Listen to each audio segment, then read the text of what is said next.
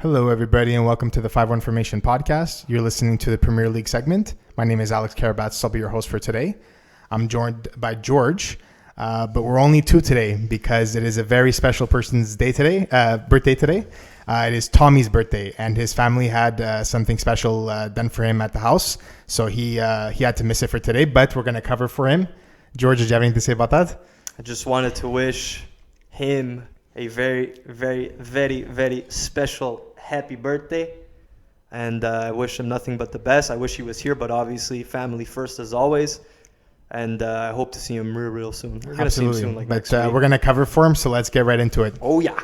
So first things first, we want to I think, George, you have something to say to the audience about last week? Yeah, so I'm not perfect. I'm just, I'm a football fan. I follow the Premier League. I don't get everything right, but I want to say thank you for... I'm not sure who reached out. The admin of our Twitter account or wherever it was told us that Tariq Lamptey for Brighton is not on loan. He is a permanent player. He was bought by Brighton from Chelsea. I thought he was still on loan, so I just wanted to clear that up. I know it's not the biggest mistake, but it's something that I did want to clarify right away before we get into it. It's also important to us that we're very reliable and we give the right information out. So obviously we wanted to clear that up. So thank you for doing that. No problem. That's awesome. But speaking of this young 19-year-old right back, like you said, he was bought by Brighton. And in the last two games of the 2020-2021 campaign, he's been outstanding. And I think he's arguably one of the best right backs in Premier League right at this moment, I'm saying. Okay. Because he's in form. And last game versus Newcastle, he won them the penalty. That was the first goal of the game. And he's just been outstanding. He's just been a threat on that right flank. The guy's just he's almost like a mini Kante, just small, gets into spaces and just terrorizes people with his speed and his agility. Obviously, his size is a bit of a letdown, I would say, but he makes up in other aspects. He makes it up, and he's so aggressive. Yeah, and that's what makes up for the little bulldog. The height. Yeah, 100%. So we wanted to bring him up because he's a one to watch, and I think he's going to have a fantastic season. And I wouldn't even be surprised if we were to go as far to say if he continues on this path for the majority of the games, he might even get an England call up and be a nice backup to Trent. I mean, there is especially for the England squad, like you just mentioned, there are a lot of candidates. Yep. Let's just say, like you said, Trent has that spot locked and loaded. He's the best right back in England, as so to speak. Right. Currently he plays for the current champions, Liverpool. There's also the likes of Reece James. Kyle Walker. A lot of names there. There's a lot of competition when it comes to England. So maybe not now, but I would say maybe in 3 to 5 years you can see him. I think I brought it up that way because I know that Southgate isn't afraid to give the call up if he sees the potential and if he sees the right person for the job. Yeah. And he wouldn't be afraid to kind of stick it to another guy just to give it to Lamptey, in my opinion. 100%. So 100%. I think it's super important, and we can't wait to see more of this guy because he's a very special player. And don't forget, there's not a lot of fullbacks in the world, or at least a lot of great fullbacks, and the fact that he's looking to be that type of player, for me, it's awesome to see. So next up, we have Everton. So Everton going strong with the win over West Brom, 5-2, very solid win, and 2 wins in a row now for Ancelotti's Everton of the year. James Rodriguez scores his first goal, which was a great goal outside the box. Perfect placement. He also got an assist in the game. One thing we realized right away is that the second someone started believing in him, who has always been Ancelotti, by the way, over the years he played with him, like we've said on the podcast many times before. He's played with him he coached him at Bayern and at Real, and now at Everton. He believes in him, and it seems like he's the only coach that does so. He gives him the chance, and James just is rewarding him right now with that creativity and that brilliance on the pitch.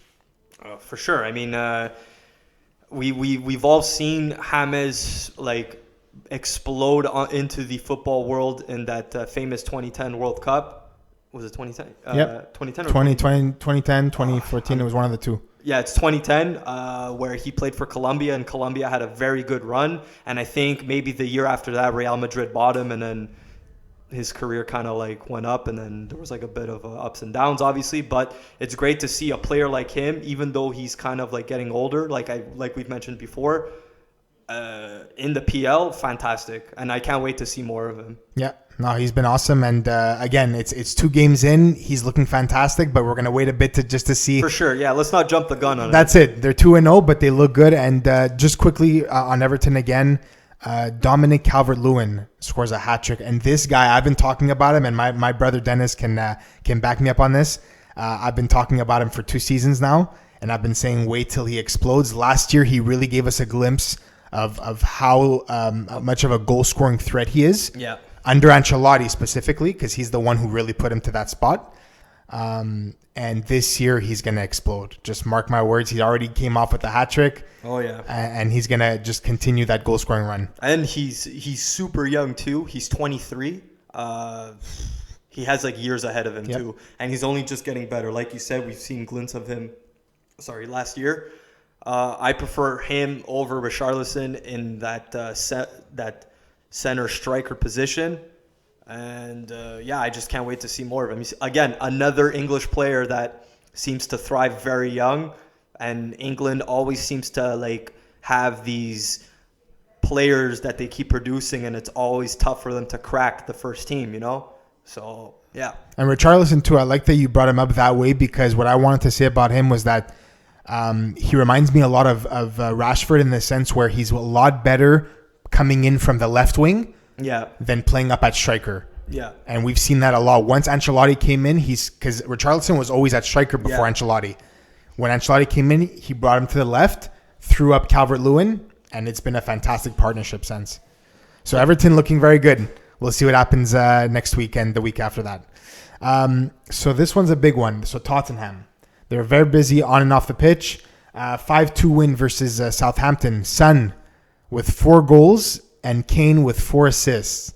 Now, for me, right away, I told you guys in the group chat that we have for the podcast, Son, I feel every single time I watch him, I feel like he has better finishing than 80% of the strikers in the Premier League. You know what I mean? Every time I watch him play, the way he finishes, it's like sometimes I wait to see that from other strikers in the Premier League. Yeah. The majority of them, I'll say. I agree. I remember... Cough, Martial. Yeah, okay. Or cough, Gabriel Jesus. Or Gabriel Jesus is a nice example as well. It's just the quality of his finishing, the way I've seen him, it's mind-blowing that it comes from a left winger or a left mid. There was one goal specific, I can't remember, but there was one goal specifically in that game where he it was the way he grabbed the ball and turned around and managed to put the ball in the back of the net. I was like, fuck, he actually put that in the back of the net. I was like, and like you said, not coming from a striker and more from a left wing role. It's impressive. Very, very impressive. And like you said, fantastic. I just hope he keeps up. That's it. But it's just crazy because you see him going towards the net. You're like, he's going to do something special. You could tell by the way, and he's so confident in his ability to finish. 4 goals in a game. That's insane, man.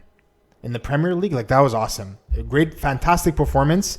And you can't mention him without mentioning Kane, who got 4 assists on his 4 goals. Yeah.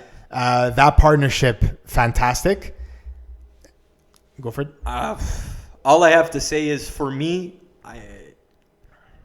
I see Harry Kane as the complete striker as of today because he can do it all.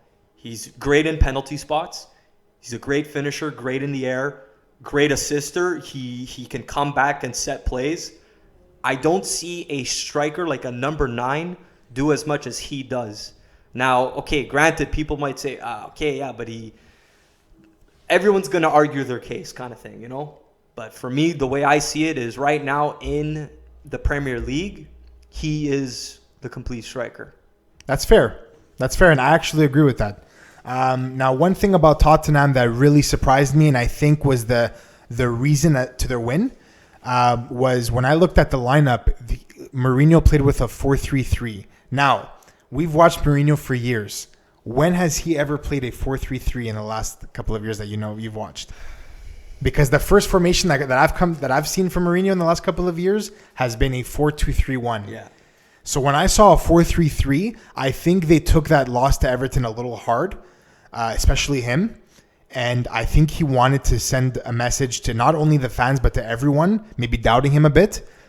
And he came out with a 4-3-3, and that lineup just exploded. And I think that 4-3-3 lineup gave Kane maybe that freedom to do more. Is that possible? Very possible, but I must say that a 4-3-3 and a 4-2-3-1 they're very similar, and throughout play they can change formations. I'm not going to get into the specifics, specifics and details. So they are very similar. It's just how you manage your midfield is depending on how you're going to manage the rest of the team. But shout out to Tanguy and Ndombele. He did play that game, and he looked pretty fucking solid. And there's been a lot of criticism towards him concerning about his fitness, concerning about there's so many people that rave about him, but they're saying, okay, but when? And I think that game, you got just a little glimpse of it. I'm just hoping for their case that he continues. Lo Celso too, he continues, and nobody gets injured, and they kind of keep like the high form. Granted, it is West Brom also, not the toughest appointment. No offense to West Brom, but it's a good bounce back from from the last game against Everton. The thing about Ndombele now is that he got subbed off at the 45th minute, and at that point they were trailing. So I think maybe he didn't see something that he liked from him that game. There has been a bit of back and forth with him and Mourinho that a lot of people are starting to really realize now, especially after the doc that they released on Amazon Prime, and you get to see that relationship a bit, how it's a bit rocky. But he took him off at the 45th. Lo Celso came on, and again, once that switch was made, the entire game changed, and then Son and Kane exploded. So, it's tough to maybe be harsh on Mourinho for taking him off at the 45th, but when you look at the score after the sub was made, you think of Mourinho as a brilliant manager. So It's a tough situation. We're hoping for Tanguy's and Ndombele's sake that it gets worked out, because he is a fantastic midfielder, and we hope to see a lot more of his brilliance on the field. But again, we'll see how that relationship works itself out. It's still early in the season, but this Tottenham team is under a revolution, let's just say, with the new players that they're signing. So big news for Tottenham, and I'm sure a lot of Tottenham fans are super happy. I know for a fact he would be sitting there, but he's not sitting there. Tommy, he's super happy. My brother, too, is also a Spurs fan, his name is Tommy. Kind of funny. Reguilon, who has been linked to them, finally put pen to paper. 30 mil, left back, position acquired for Spurs. And like I said, I think it would be a better fit for him compared to him going to Manchester United. Great signing, but the biggest signing that most Tottenham fans are excited about, or at least that I think, is the Flying Welshman, Gareth Bale, back with Spurs. My brother said he had tears in his eyes when...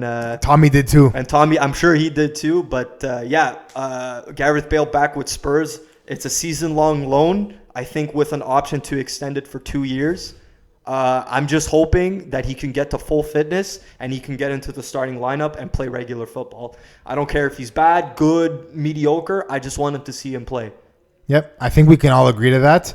And this is what I kind of wanted to see on the two signings you just brought up. I think Levy finally deserves some praise here, because he's been getting shit on a lot these last couple of months about him, how inactive he is during the transfer window for Tottenham.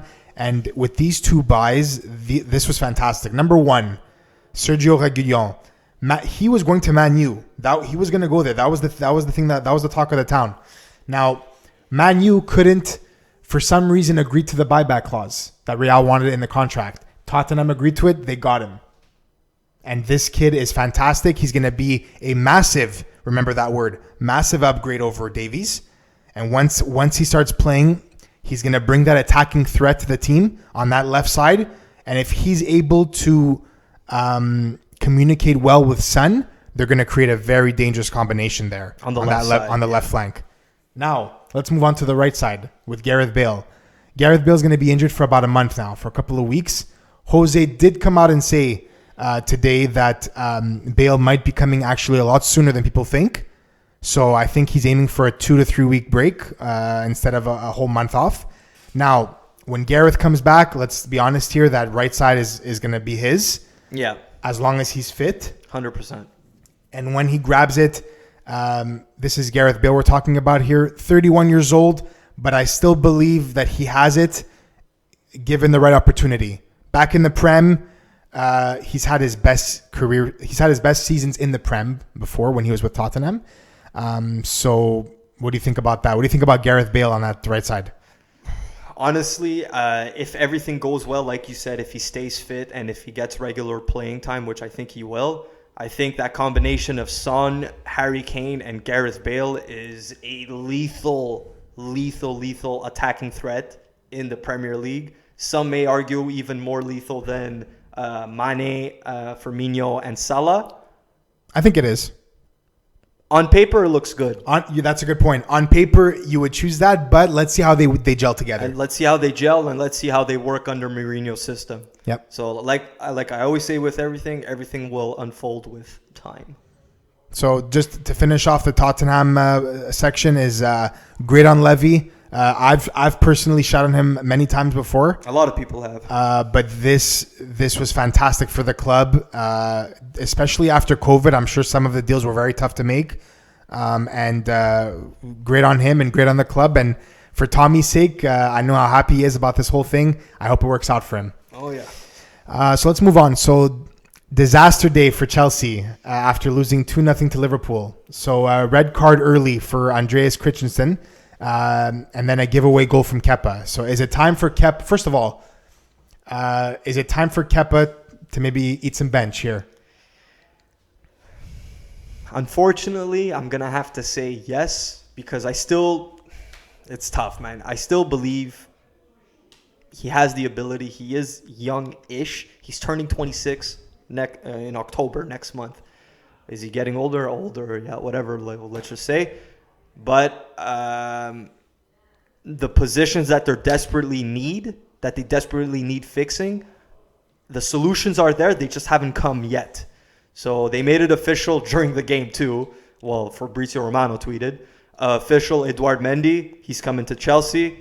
And we're still waiting for Thiago Silva to lead the back line, the back four. And I think he's going to help a lot. I'm pretty sure he's gonna start next game on the weekend. I don't know who they're playing, but we'll get back to that. But yeah, that whole red card incident is because I'm pretty sure, and I think most people can agree, is that Christensen didn't have the confidence that Kepa was going to do something about it. So he pulled him down. He did what he had to do. And then playing one man down to the champs, I'm sorry, you're not going to go anywhere. First of all, you know this for a fact. I told you I didn't blame Christensen for that. No. I didn't blame him. Getting the red was unfortunate, but he had to do it. He didn't trust his goalie, and that was a huge sign for me. And now that they got Mendy from Rennes, I think a different goalkeeper needs to kind of come in and kind of maybe send a message to Kepa a bit.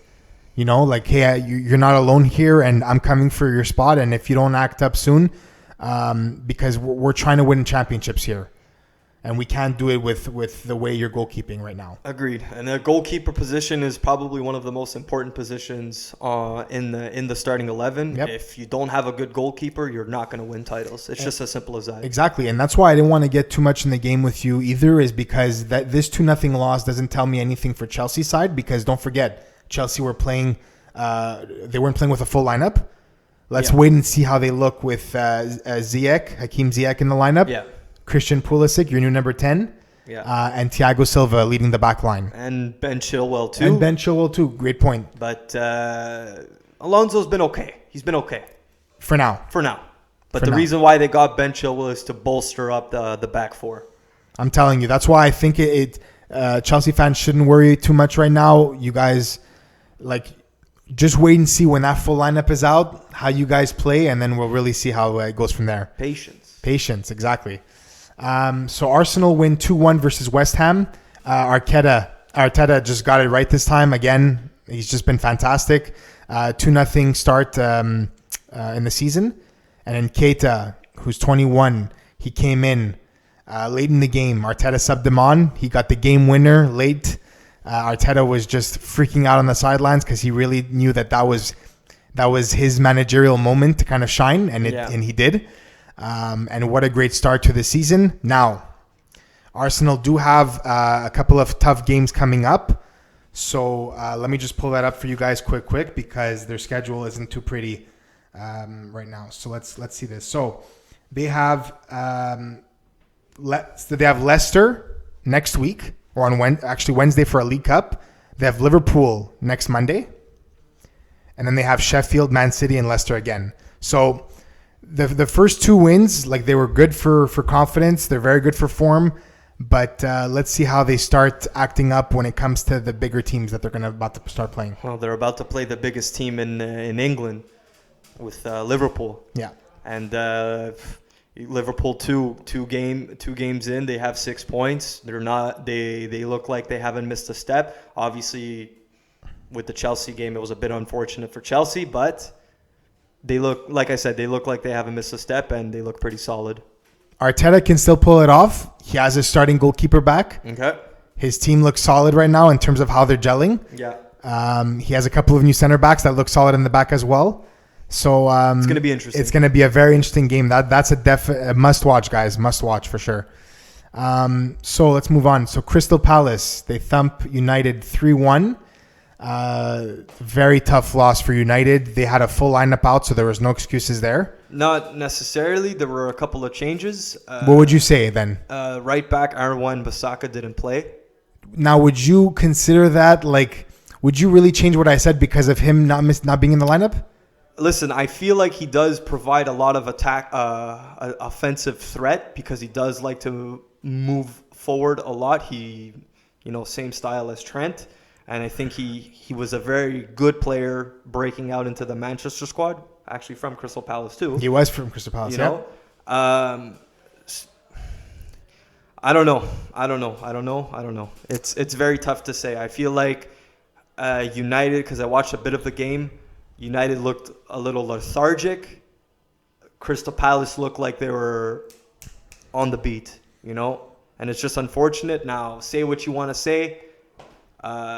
Manchester United fans are completely outraged with the board, with this, with that, but it is what it is, So I'm happy you brought up the board because I think that's really where United fans are really upset right now, and it's not really with the squad, it's more with the board. So I want to shout out our friend Andrew Rossi. He kind of reached out to us and wanted us to ask a question here. So if you are Woodward, do you splash the cash on Sancho, or would you splash it on multiple positions? And which players do you guys have in mind? So I'll take it from here to start off. First of all, you're not getting Sancho this season, and I can guarantee you that because the Dortmund director came out again for the fourth or fifth time and said he is not for sale. The season has started. He's staying with us. Move on. Done. Finished. So you're not getting Sancho. Now, with the 120 million that you might have spent for him, why not focus that money on the areas that you need to improve? So first things first, United fans, I'm sorry. Lindelof is not starting center back material. He's not confident in the back. He's not confident on the ball as he was when he was with Benfica. It's a very different ball game here. There's too much pressure. Yeah. Left back position. They were going after Reguilon. They couldn't agree with the terms. They couldn't get him. Another fuck up. And now you're stuck with Shaw, who didn't look good in that Crystal Palace game at all. Martial, I've been saying it countless, and you're going to laugh, and they're going to hate me for it. But Martial is not, again, it may be off the bench. He can provide something else. But for me personally, I'm not even saying this because it's United. As a soccer fan, when I'm watching him, he doesn't give me that goal-scoring threat that I see in some other players. Yeah. So where do they go from here? They got Donny van de Beek. Great. And he's the one who scored. Yeah. Funny enough, on his debut. And he was. I think he tweeted or he had posted a message on social media saying that even though he scored, he was still very upset that they lost because he seems like a team player. He seems like he's in it to win it, not just for himself, but for the team. So, like, it's tough. Blame the board, blame this, blame that. It's really, really tough to know what to do. Now, the way I see it is just do exactly like what Pep did with Man City. He got stones. It was good for 1 or 2 seasons. Okay, moving on. They got Ake. They're trying to get Koulibaly. They're active. Even though they've spent whatever 300 to 400 million on the back line or whatever the number is, you gotta replace those weak points in your team right away. Like you said, Luke Shaw didn't look good. If he does look good, it's every once in a while, and if he's not looking good, it's because he's injured, and then so many factors. There's no like solid foundation to Manchester United, and like where was Pogba in all of this? Pogba had a very poor game. Where was Bruno in all of this? Didn't really stand out for me. Again, this is one game, and I feel like our listeners probably think that we're too harsh on United, but the truth is, and I'll tell you this. With United, because they have championship ambitions, we have to be harsh on those kind of teams because you're not going to go anywhere with a 3-1 loss to Crystal Palace on your debut. You know what I mean? No, 100%. Like you need to attack what's going wrong very quickly, fix them, and come back next game and show out. And another thing too, like they throughout the whole summer and even before, they've been linked to this player, that player, Sancho, Reguilon, all of these players, and they haven't seemed to get the pull to put that player and make him sign that Manchester United contract. And I don't know what it is. And maybe it's because Man U doesn't have the same pulling power that they used to have because they're not at the elite level that they used to be back in the 2000s or back when Fergie was coaching. They're trying to be that, but I feel like they're nowhere near that. And I know it's coming biased from a Chelsea supporter and everything like that, but that's how I feel about them because Manchester United, like I've said before in the podcast previously, is the biggest club known in the world. To England, you ask a random person, Manchester United, isn't that an English team? People know who Man United is, but they're not living up to the name. And that's why I think United fans, when they're listening to you say this, that they'll probably disagree and they'll right away think to themselves, it's the board. It's the board. It's the board. And the reason why they couldn't get those players is because of the management. They didn't have the right guys making those moves. And that's why they fell through. Again, with Reguilon, like I said countless times already, they could have had him. He was going to go there. He was ready to go to Man U. But they couldn't agree for some weird reason. They couldn't agree to add the buyback clause into the contract. And they let him go. And there have been so many players over the transfer window for Man United. You've seen their name again and again. Pop up here, there. Like exactly. But they're looking at Alex Telles right now from Porto. Fantastic left back. A lot of potential there. And apparently the talks are going really well. So we'll see what happens with that. But they need to come back from that win with a very strong statement next game. That's all I'll say. I hope so. And just one more thing before we move on to Manchester United. I've noticed recently, in like recent years, maybe 2, 3, 4 years, that United, for some reason, they always start poorly to the season. And as soon as December, January comes, they change. They snap out of it. They go on an 18-game winning streak like how they did last year. And then somehow they make it into the top 6, top 4, or whatever. So we are being harsh because it is only the first game. Like what we were talking with Tottenham. The first game they lost to Everton and we were fucking like, everyone was going crazy. Yep. But look what happened the next game. They bounced back. So the season is long. We are being harsh. And that's it. Yeah. Okay, we'll end it there. Perfect. So let's go back to Liverpool very quickly. They acquired 2 fantastic players in the span of 24 hours. So they acquired Thiago from Bayern Munich for 30 million, which is just wild to me. And they got Diogo Jota from the Wolves. from Wolverhampton Wanderers for 41 million. So first things first, Thiago, world-class midfielder, arguably one of the best in the world at this moment, especially after winning the treble with Bayern Munich. So Liverpool just adding to their ranks here. He's going to easily crack that starting 11 the second he's fit and ready to go with the tactics. One thing I quickly mentioned to you guys was the fact that he came in as a sub. Henderson subbed off and he came in, and it was crazy to me at the 45th minute that he did that on this first. I think it was like maybe a couple of hours, like 24 hours after he got signed with Liverpool.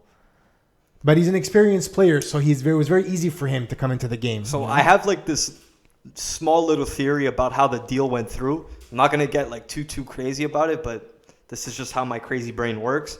So I think Liverpool were delaying the deal until right at the beginning of the season, just so he can continue camp and training and off-season with Bayern, because they knew Bayern weren't going to budge from the 30 mil, and let's be honest, Liverpool had the money.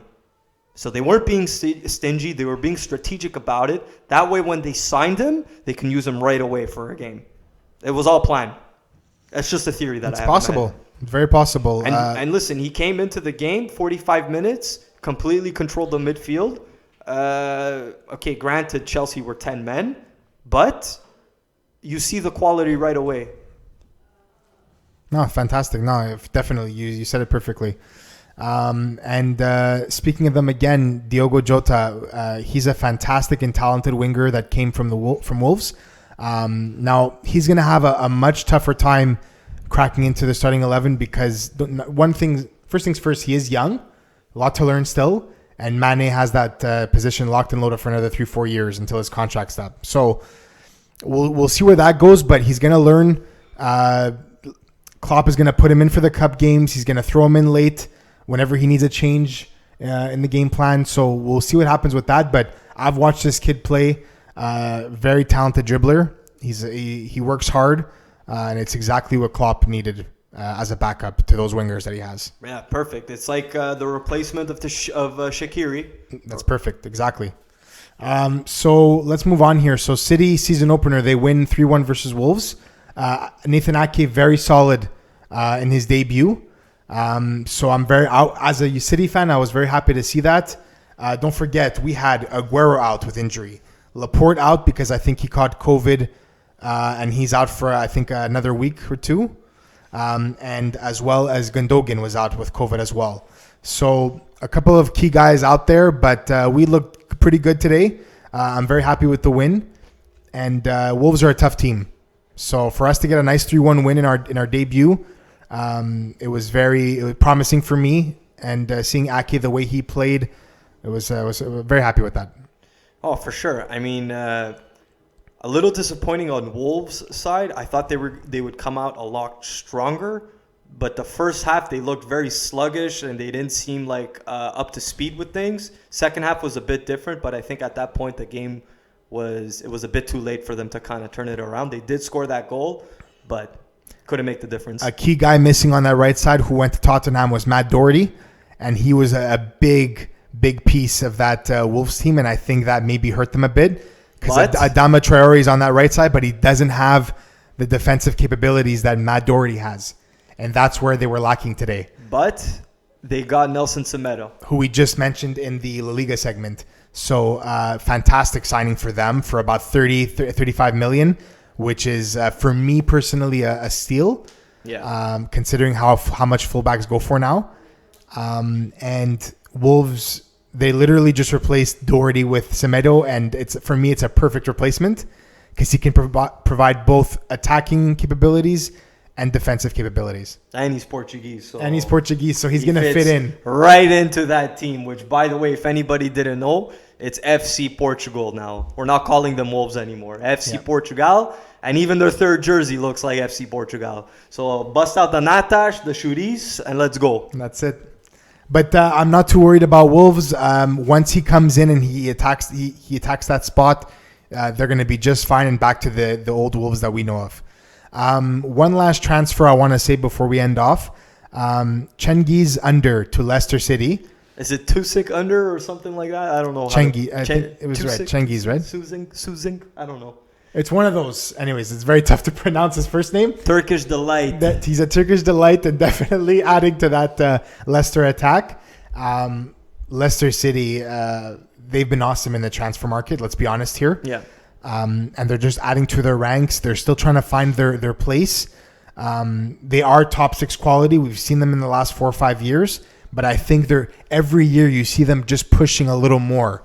And last season, I really believe, and you can quote me, that if COVID didn't happen, I really believe they had that 3rd place locked and loaded with the way they were going before the season was halted. That momentum. Yeah. And Under is going to provide a lot of attacking threat to that team, which they already have so much of. So I can't wait to see him in that team.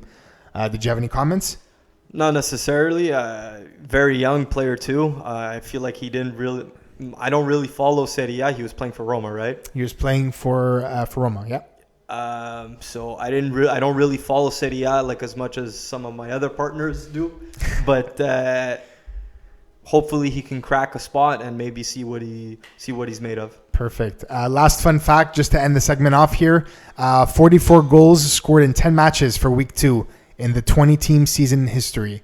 So a lot of goals were scored over the weekend.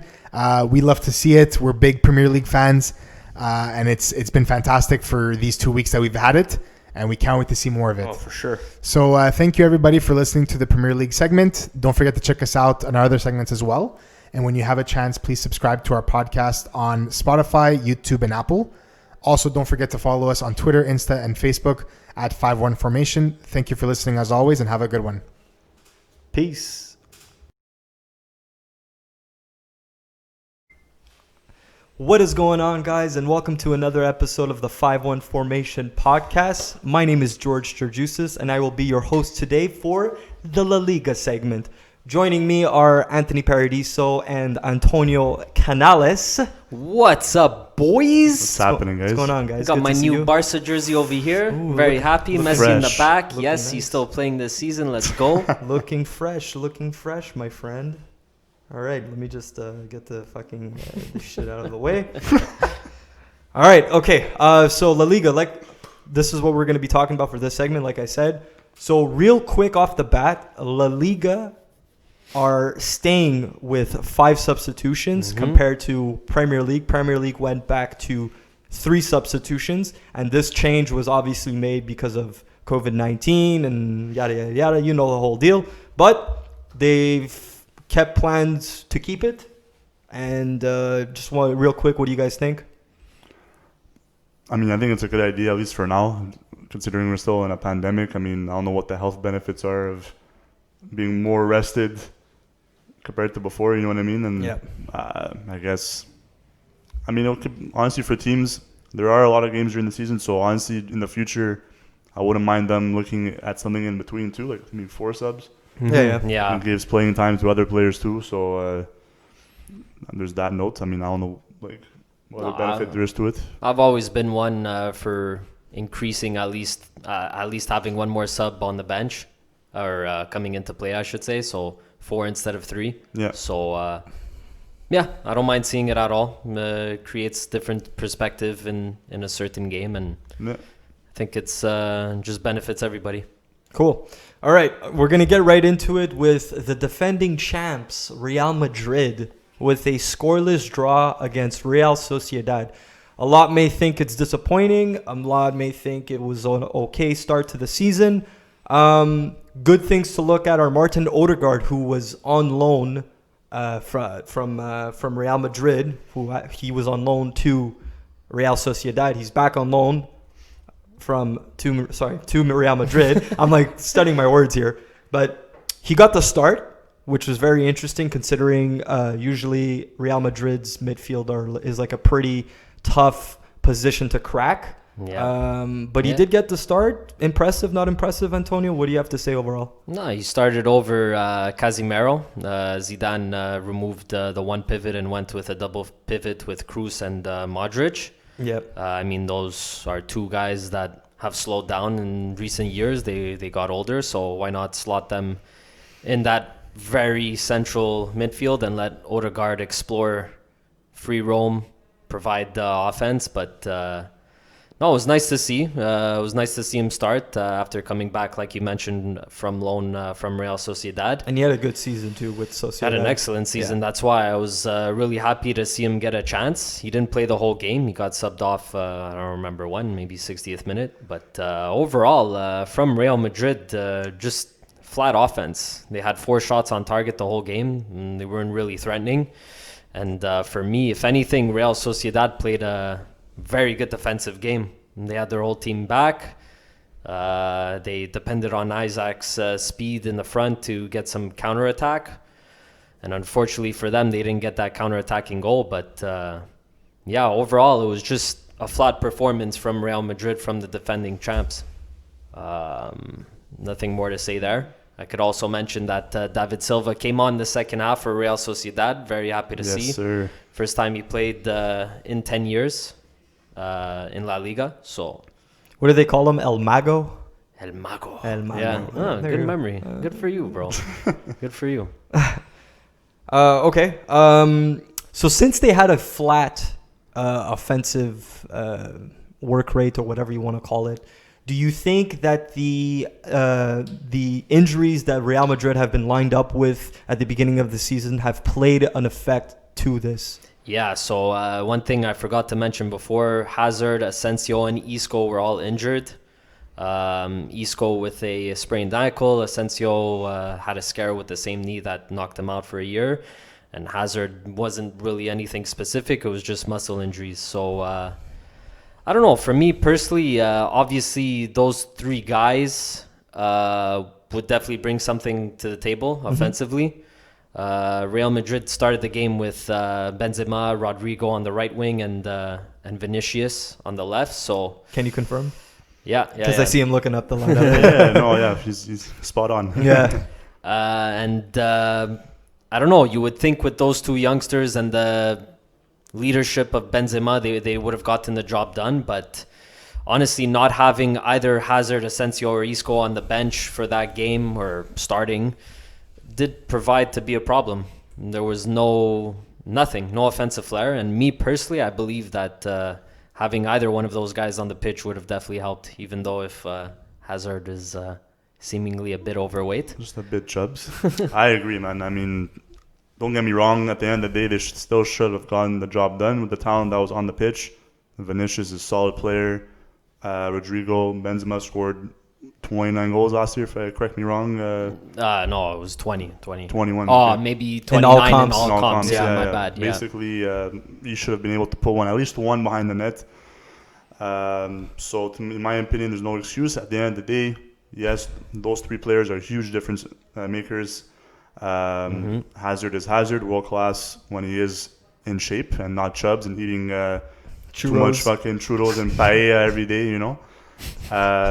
Isco and Asensio are incredible as well, and they would have been huge difference makers in that game. Asensio, expect him to have more of a role this year, but it is a long season. 38 games during the season, so it is long. They didn't have a great start last year either.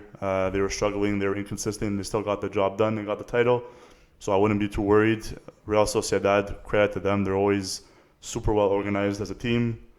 They always play well defensively, so don't take any credit away from them. They managed to handle them beautifully, clearly, but Real still should at least scored one. And not to mention they were playing away from home in the Basque Country, so maybe that provided to be a little bit of a problem without, even though there weren't any fans in the stands. But still, got to consider the traveling and whatnot to those factors, as those factors. For sure. All right, so Real Madrid are playing Real Betis next game, and we're going to move right along to Real Betis right now. Manuel Pellegrini is off to a great start with his green and white team, I believe, or whatever. Do they have like a little nickname or something? Yeah, I'm sure they do, but I can't tell you. I thought you would know since you're Espanol. You know. So they're off to a great start, winning their first 2 games, and something that we did notice was obviously they did sign Claudio Bravo from Manchester City, which is like the reject of Manchester City. I don't know. He was really on a huge downfall ever since Ederson came in, and he didn't see any playing time, and his performance and his stature really went down. It was very similar to Kepa, if you want to compare the situation. I agree with you 100%. If anything, Kepa's worse. But they were both letting in garbage fucking goals on a regular basis. So. But that's another story for another time. Catch you soon. 2 shutouts for him. Yeah. I honestly thought that Betis signed him for free, by the way, from City.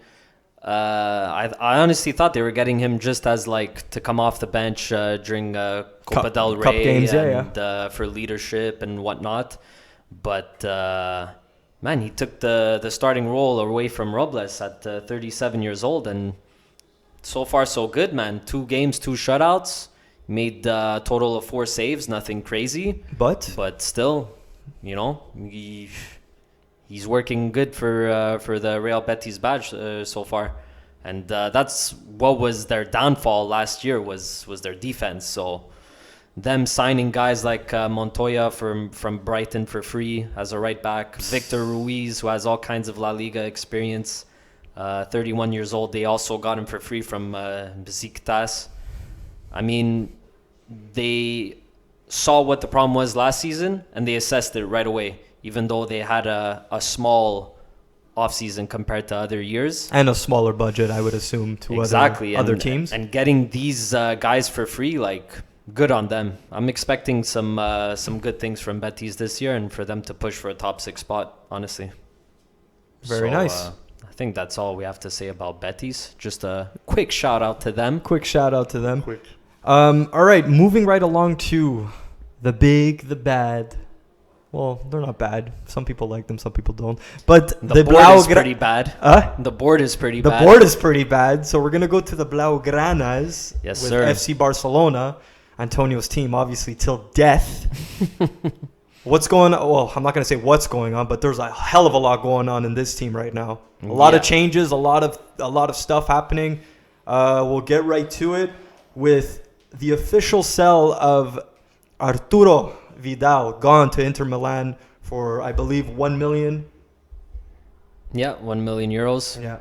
And a lot went on this week for Barcelona. They got rid of Vidal for 1 million to Inter. Semedo was just announced yesterday, 35 million euro to Wolverhampton. Or FC Portugal. FC Portugal, yeah. Futebol Club Portugal. With the chorizo, flying chorizo everywhere. Yeah, with Esposito. No, Espiritu. Don't worry. We got it right. Don't worry. I don't know, Ant, bro. Like, for me, Vidal, long time coming. Like, we should have never signed him in the first place. He never worked in our system.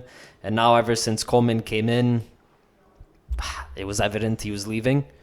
And he fits Inter's system very well. So we're going to see what happens there. Yeah, I mean, he's more of a guy that suits Conte's style of play compared to Coleman's. Yeah. So Conte, he likes his high energy players, those with a high work ethic. I mean, well, Barca usually came off the bench, right? Yeah, he started quite a few games, to be honest with you. In the beginning, he came off the bench a lot, but as of recent, like you're saying, he would start a lot of games. I mean, honestly, like, he's a solid player. His energy is there. He's an absolute savage. You know, he will break your legs if he has to, you know what I mean, and still manage to... No, actually, that's false. He won't make it clean at all. But to have him come off the bench, I don't know what... I mean, I know Conte likes him a lot. He did coach him back at Juve, so he has a soft spot for him. Tongue twister, Jesus. But honestly, I don't know what Inter's vision is to sign a 35-year-old alcoholic. I mean, unless he's going to come off the bench, I don't see him starting on a regular basis, to be honest with you. So I don't know what his vision is, but like you said, you caught me off guard with that one.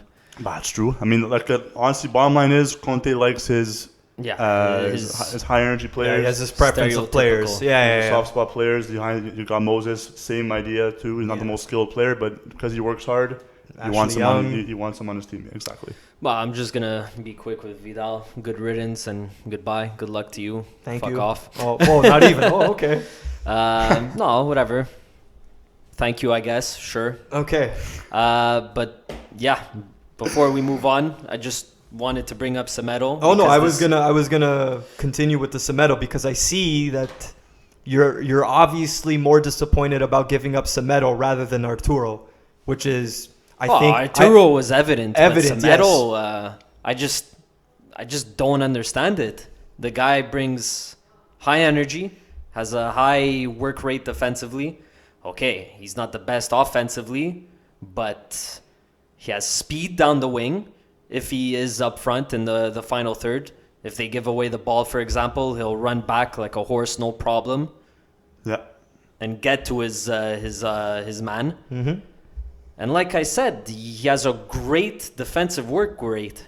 It just doesn't make any sense to me that how you could choose Sergi Roberto over Semedo. Sergi provides a lot of ideas from that right flank and a lot of invention, but he's nowhere near as fast as Semedo, and he's nowhere near as good as defensively as Semedo. So to me, it's just it's something that doesn't make any sense to get rid of a guy with so much potential. He's like 25, 26 years old. He's 26. So for me, makes no sense. So you brought up an interesting point there. You mentioned Sergi Roberto, and from what my understanding, when he first came onto the scene of the first team of FC Barcelona, isn't he a midfielder? And he was transformed into a right back? Exactly. He's a midfielder by birth. You know what I'm saying? Yeah, just like every Barcelona player. No, no, don't get me wrong. Sergi's very versatile. You could use him on the wing, in the middle, whatever. Yeah. You could use him anywhere practically. Yeah, but your point is Semedo is a natural right back. And a good one, Come too. on. And a good one, too. And one of the few that actually know how to defend well. Yeah. Whereas nowadays, the trend is like they're focusing on attack first. Going forward, yeah. And participating in the press. But doesn't make sense in my eyes, too, considering the lack of fullbacks. The only way this works out is if you guys get Serginho Dest. That would be the only, the best Dest replacement for you guys. Cause He's on fire tonight. Because Juve fucking need a fullback too, and they're not doing. At first, they were showing interest. Now, the moment that Ajax put their 25 million price tag on him, it looks like they dropped out of it. Look like they have the funds to do it. So, it's gonna be between either Bayern or Barca by the looks of it. Yeah. And according to multiple reports, Bayern Munich already agreed on personal terms for Dest. Like. That's rough. It's for Barcelona. I don't know. You made a great point. They're giving up a right back in a time where fullbacks are so valued. Yeah. And scarce. And scarce. Good when to you find try to look quality for them. Yeah. So once again, doesn't make any sense in my eyes. Hopefully they could find a replacement for him for not too much money in Serginho Dest, or try to bring back Emerson from Betis, even though they're probably going to pay a penalty if they do that, because he is on loan to Betis. And I don't know, man. There's also Bellerin in the talks. Yeah. But looking at how he's playing with Arteta on Arsenal, it's going to be a tough grab. Tough guy to get. That's why for me, Dest is a no-brainer. It's an affordable price tag. You just need to beat Bayern.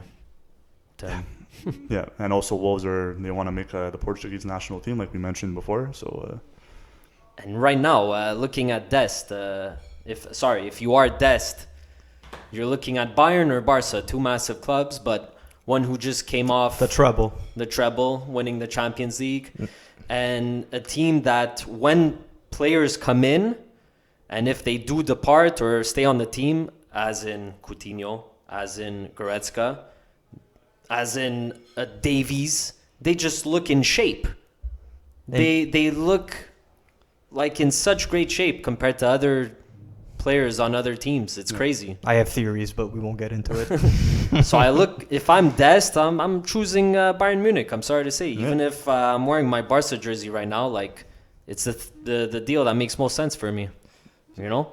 So, with all of this discussion about players going and coming from Barcelona, it seems to me that Ronald Koeman has some sort of an agenda in place, and I think, this is my personal opinion, he's trying to make space and money to sign Depay Depay's been linked to Barcelona for so long now, but the deal still hasn't come through officially, pen to paper, player holding the jersey. It hasn't happened yet. Well, the whole thing was that we had to sell players. We had to get rid of players before signing any. Yeah. So hopefully, there were reports saying that Barcelona did sign personal terms with Depay.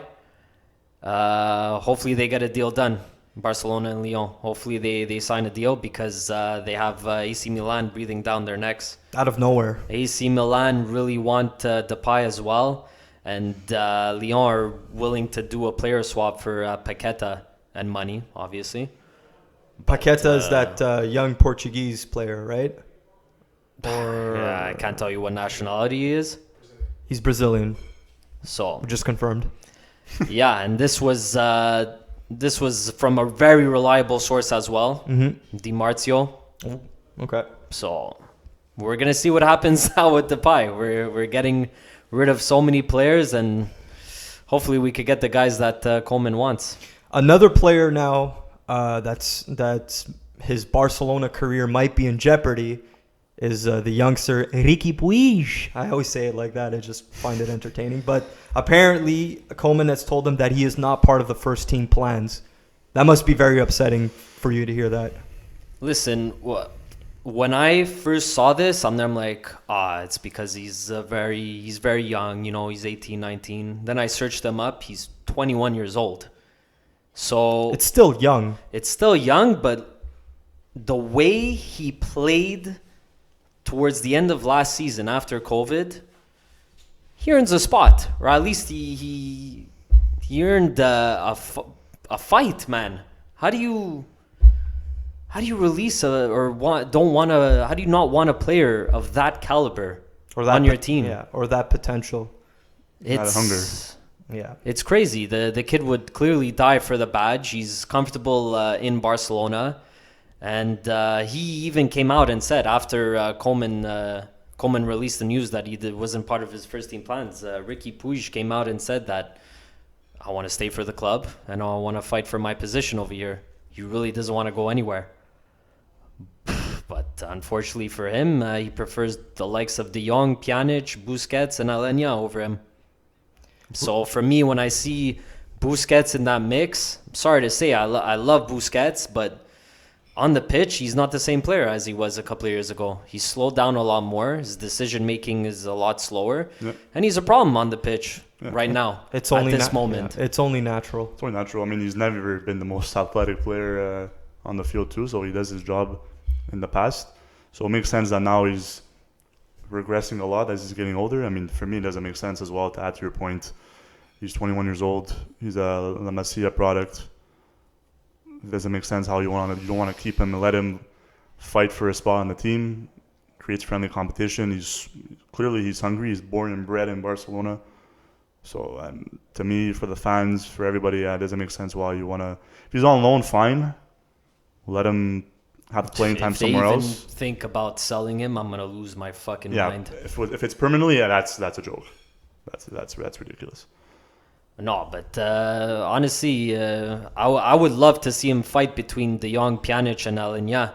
Busquets, man, I'm not including him in that mix anymore. But if you don't get rid of him, then I would like to keep him as like sort of a leader, player manager on the bench. Good guy in the locker room. Come off here and there, come for cup matches, but nothing more than that, Busquets right now. Like I said, it's clear that Coleman has a plan. He has an agenda. He obviously has a vision, and he's trying to put his vision into play and trying to do something different to this Barcelona team, which they desperately need right now. They need change because they can't continue like this anymore. Yeah. And if he thinks that sacrificing a young prodigy like him is the right thing at the moment, then I think Barcelona fans are just going to have to kind of live with it. So, if he does go out on loan, honestly, I don't think there's a better place for him than either Dortmund or Ajax. Dortmund, you see what the hell they do with young players, Ajax as well. So, if he does decide to go anywhere, I really hope he chooses one of those teams because their player development program is insane. 100%, but I mean, the point is that you want him to have the playing time, so I don't foresee him having that much playing time there either. In either Ajax or Dortmund, yeah. or just Dortmund. Just Dortmund. Yeah, it's gonna be tough. So, but Nah, you never know. He's a great talent, but I'm just saying off the top of my head, if there's two teams that I would want him to go to develop, are those two teams. yeah. Just before we leave Barcelona, George, I wanted to announce officially a statement from Spain, multiple sources, Chiringuito and all that Barcelona have agreed to an $18 million fee for Manchester City's Eric Garcia. Eric Garcia is 19 years old. He's a center back.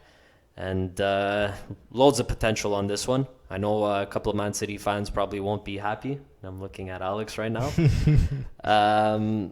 But honestly, he's going back to Spain, going back to his home. And hopefully we could see his potential on display. Still super young. Still a lot of time, obviously. Yeah. This is going to add to the center back depth of Piqué, Lenglet, Araujo, and Umtiti if he stays, and Todibo as well, but most probably not. Those two look like they're heading out the door. Cool. And another thing before we go, there was a petition signed by over 20,000 signers to get the board out, Barcelona board. So Bartomeu addressed this by saying, I didn't think so many people were going to sign. You're a fucking idiot. It's like a vote of no confidence. Exactly. That's the word I was looking for, but it wasn't coming out. So it's a vote of no confidence. And right now they're reviewing it this week. If the motion does go through, then we could have a re-election much earlier than everybody expected. Good. So we'll keep you guys aware on that. Keep you guys posted. And what I was going to say is all with time, everything unfolds. Yeah. Okay, more transfer news, and again, Barcelona.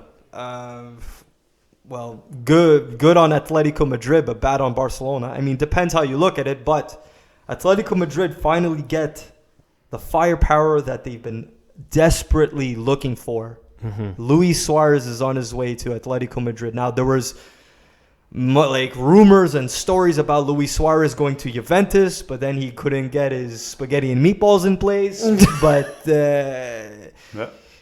couldn't sing in Italian or whatever what was going on. But now he's made a move to Atletico Madrid. Barcelona are taking it up the ass with this deal, honestly. But sometimes, if you really want to get rid of a player, you gotta eat some dirt. Apparently, they're gonna pay him the rest of the contract that was remaining, the 25 million euros. So, let's say Atletico sign him for 15, then Barcelona owe Atletico Madrid and Luis Suarez 10 million euros. So it all depends on the deal he signs with Atletico Madrid. But yeah, another thing is that he's going there for free. A league rival. They're sending him there for free. You want to compare it to Griezmann when you guys have to pay 120 for him? Oh my God, it's just okay, I'm happy we're evolving from Luis Suarez. Thank you. This is a guy I'll say thank you to. Thank you so much for all your goals. Third top Barcelona goal scorer in our history. Of all time, man. And those MSN days were clinical.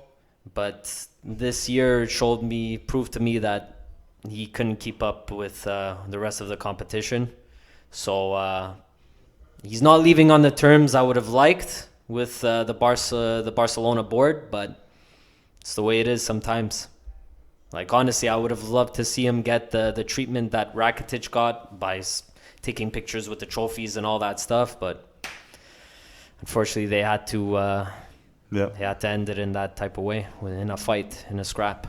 Yeah, he deserves a lot better than the way he's been treated, but like you said. And again, this is another player that is not in Ronald Koeman's vision. He said it himself. He says, I don't see Luis Suarez in this team's future. Mm-hmm. He doesn't see any plans. So for him, it was like very cutthroat. Merci, bonsoir. It's business. No, I understand Luis Suarez departing. I just, like I said, don't agree with the way they got it done. And he's going for free. They could have gotten money. I mean, he matches Diego Simeone of what he wants, so he wants nutcases on his team, so he'll fit right in. And goals, most importantly. So one stat I want to bring up is that last season, Atletico Madrid's top goal scorer in La Liga was Morata with 12 goals in 2,106 minutes. That is, anyways, not good, right? And it's a problem that I brought up all kinds of times last season in other episodes. Luis Suarez, La Liga goals last season, even though it wasn't his best season, still managed to get more. He got 16 in La Liga in 2,126 minutes. And he got injured too, no? And he got injured, but still, he played a bit more minutes, 20 more minutes to be exact than Morata, and got 4 more goals. So, I mean, yes, they're definitely going to get some firepower. They're not going to get speed up front. You can still play. That's for damn sure. but he can put the ball in the back of the net. He could still finish, man. Yeah. Oh, for sure. He could still finish. So speaking of Morata's on his way to the Juventinis on loan. If memory serves me right. Yeah, so on loan real quick, what do you have to say? I'm very excited, and I'll discuss it in the City A segment. Alrighty. Okay. So, yeah, he's going on loan for 9 million euro with an option to buy for Juventus, 45 million euros. 26 years old. 27. Hopefully he could turn it up in Serie A, because last season wasn't the best. He had his little runs here and there, but like I said, 12 goals, man. For sure. Man, his best years were with Juve during the 2014, 2015 to 2017. So we'll see what happens. So real quick with Atletico Madrid, now that they got, well, not really got rid of, but now that this season they got rid of Morata, Diego Costa looks like he's gonna leave. Now they get Suarez. Do you think that they should go for his partner, His Uruguayan his partner. Uruguayan lover, Tarzan himself, not Edison Cavani? What do you guys think, real quick? Anthony, I'll start with you. With those wage demands and Suarez's wage demands, I don't know how they would really afford it, to be honest with you. Yeah. It's very expensive on the wage mark. I mean, they're both aging players. So in the direction that I'm assuming they want to go into, it wouldn't be a good idea, to be honest. I don't know what you think about that. For me, if you're able to sign both for just a couple of seasons, why not go for it? You know, Simeone has been there for a long time, and if he doesn't impress the next couple of seasons, his time might be up. So short term, I would say go for it. You're missing the goals. You now have Luis Suarez, and he partners greatly with Cavani. So I wouldn't mind seeing them link up for a club team. Yeah, of course, that would be awesome. That would actually be sick though to watch.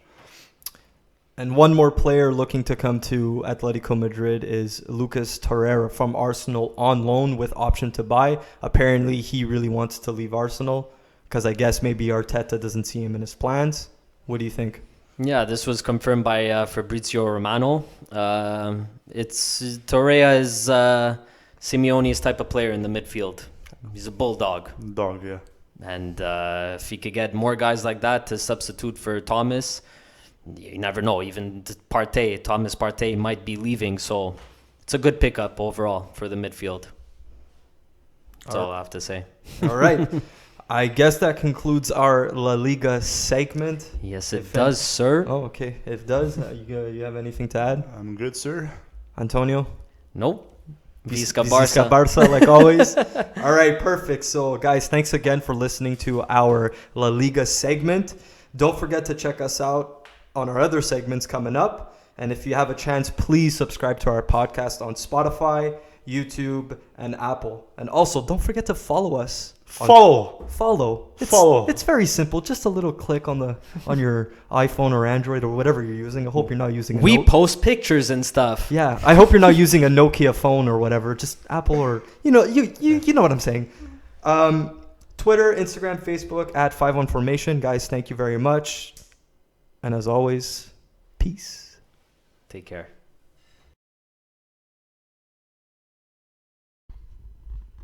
Hello, everybody, and welcome to the 51 Formation podcast.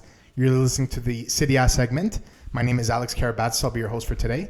I'm joined by Anthony Paradiso. Yes, sir. And he's our City A specialist, as you would say. So let's get right into it. He's going to get us on some of the headlines that we had over the weekend. Absolutely. So off the bat, Andrea Pirlo and the champions start off on the right foot with a 3-0 dubs against Sampdoria. The youngsters, Kulusevski and McKennie, were impressive in their debut. So let's get started, boys. It was a great first performance by Andrea Pirlo and the squad. It was super important to get off to a good start, especially in Pirlo's situation where he's a new manager, zero experience. If you want to put a club legend borderline there, it was super important to get the dubs right off the bat, even against a weaker side in Sampdoria. It was important to show the fans, show the board that first good impression, So he definitely did that, and the squad definitely pulled through. Kulusevski and McKennie were fantastic throughout. Kulusevski got a goal in his debut, a one-touch finish, didn't hesitate, didn't think twice. He just put it in the bottom corner with that lethal left foot that he has. McKennie, this kid is a little bulldog, bro. He was flying all over the middle of the pitch. A little mini Vidal like we had back in the 2014 to 2017 days, just showing all kinds of energy, which what Pirlo was focusing on the most, along with possession and recovering the ball back after being dispossessed. So he's definitely Pirlo. There's a reason why Pirlo went to go get him. He saw something in him that he will fit nicely into his system, and he wasn't wrong on that. Hopefully he does continue to perform that way for the rest of the season, because that will be very easy to get the ball back for sure. I don't know if you had any nice impressions on him. McKennie and Kulusevski. So McKennie, first and foremost, he was Schalke's best player last season. So really wasn't surprised with that move from Juve, especially when the fans were so passionate about fixing that midfield. Yeah. So the fact that they got him was, like I was saying last time as well, was more of a direct message to the fans, like, hey, we're listening. We know that our midfield is a problem, and we're going to attack it with this signing with McKennie. Schalke needed the money. Juve needed to fix a part in their midfield. It was a win-win on both sides. And McKennie really impressed on his debut, and he looked fantastic. Kulusevski, fantastic finish. I was still shocked that he got the starting role. You were telling me that he was going to most probably start. So the fact that he did, and he actually scored, fantastic debut. Can't wait to see more from the squad with under Pirlo. Yeah, I can't wait too, and I'm curious to see what the lineup will be once everyone's healthy. Dybala is still suffering from that same thigh injury that he injured earlier towards the end of last season, which he re-aggravated in that second leg against Lyon. Fucking sorry. And that probably explains why maybe Kulusevski got the start as well, because Dybala was maybe... 100% that's the reason. So that's why once the number 9 comes in, which we'll get into our new number 9 in a bit, with Dybala being healthy, I'm curious to see what lineup he pulls out. He played a 3-5-2 that game, so we'll see. Maybe he put Dybala as a number 10 and play him as a center attacking mid, or maybe have Kulusevski there. We don't know.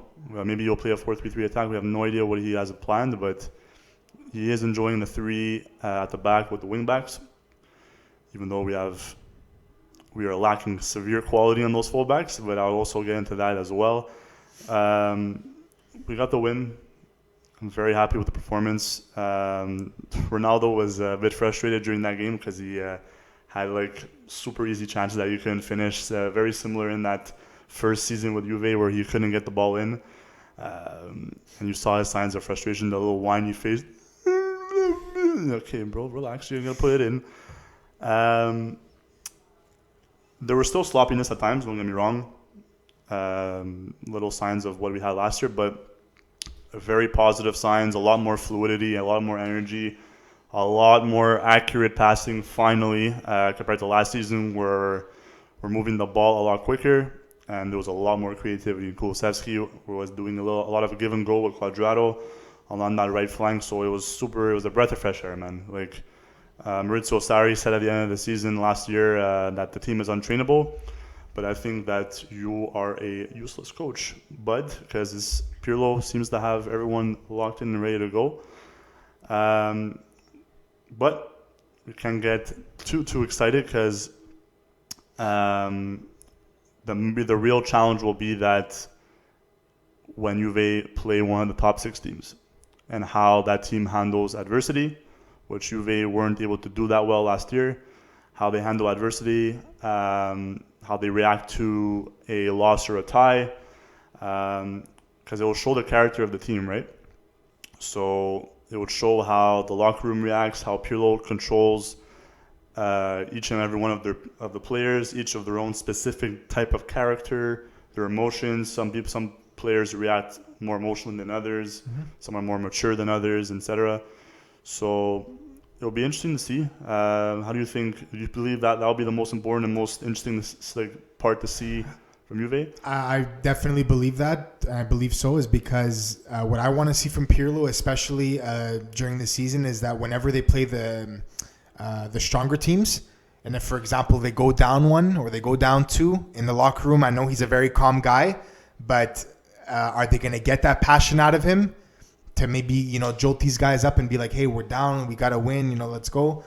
That's what I'm kind of worried about with Pirlo, because the way I see him and the way you guys have countless times have told me, he's an extremely, extremely laid back and calm guy.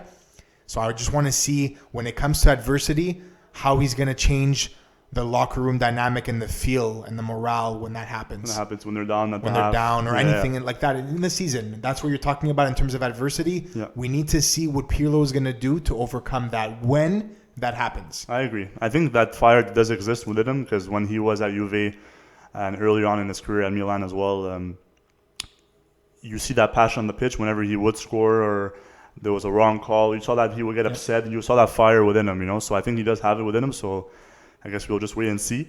That, and just one last thing on Pirlo, is that we also need to wait and see to find out what kind of manager is he. Is he a man manager? Yeah.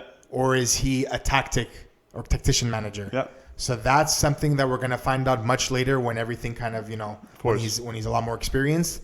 But again, that plays a part as well. So absolutely.